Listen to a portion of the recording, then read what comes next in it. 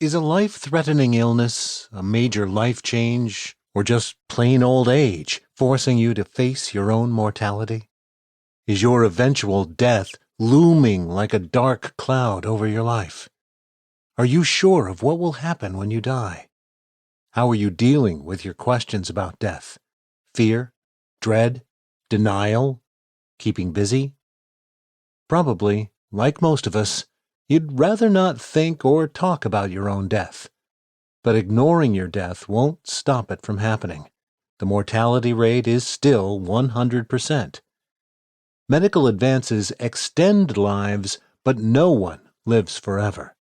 In the end, doctors lose every patient. Eventually, you and everyone you love will die. Every life on this earth ends in death. But is our death really the very last sentence in our book of life? Or is there something beyond death? Christians have testified with all their hearts for centuries, "I believe in the resurrection of the dead." What does that mean? It means that if you follow Jesus, your physical death will not be the last sentence in your book of life. Jesus' resurrection makes death the second to last sentence in your life.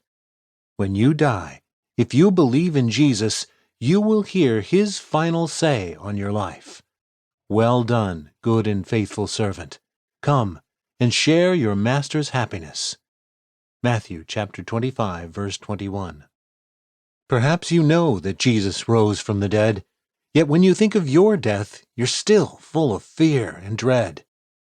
That's because just knowing the facts of Jesus' life, death, and resurrection is not enough. You must know Jesus intimately. The courage to face your death comes as you put all your faith and trust in Him. This audiobook is written to help you face death honestly and know Jesus intimately. Death is not a friend. When people finally muster up the courage to talk about death, they often romanticize it. They talk vaguely about release from pain, going to a better place, and being reunited with loved ones. But the Bible never portrays death as a friend.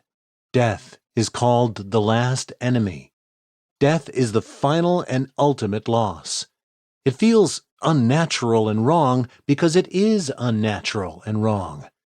We were created by God to live forever. Death is not what God intended for His world. Facing the shadows of death. You don't face death just once at the end of your life. Throughout your life, you face what David in Psalm 23 called the shadow of death. Verse 4. A shadow brings the looming sense that the dark is approaching. Walking through the valley of the shadow of death takes many forms.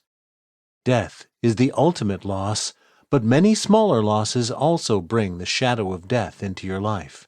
You have probably already faced some of these shadows. 1. Loss of health. Whether you are struggling with a chronic illness or a sudden catastrophic event, the losses that come with physical suffering foreshadow death. 2. The loss of loved ones. When death comes to those we love, we feel the shadow of death keenly. But we also experience loss when a relationship ends for any reason. When you experience betrayal in a relationship, you're getting a small, bitter taste of the alienation, isolation, and abandonment that is the ultimate experience of death. 3. Loss of youth. The years pile up.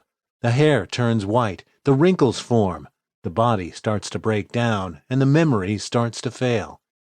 It's as though fingers of darkness are reaching out to you. 4. Loss of independence. As you age, you experience weakness in various forms. Old age can make you as helpless as a young child, but for children, the expectation is of gain. As you age, your expectation is only of loss. 5. Loss of usefulness. If you live long enough, you will outlive your usefulness in the workplace and watch life go on without you. And 6. Loss of meaning. As you get older, possessions, others' opinions, status, success, and whatever else you were striving for will lose their significance.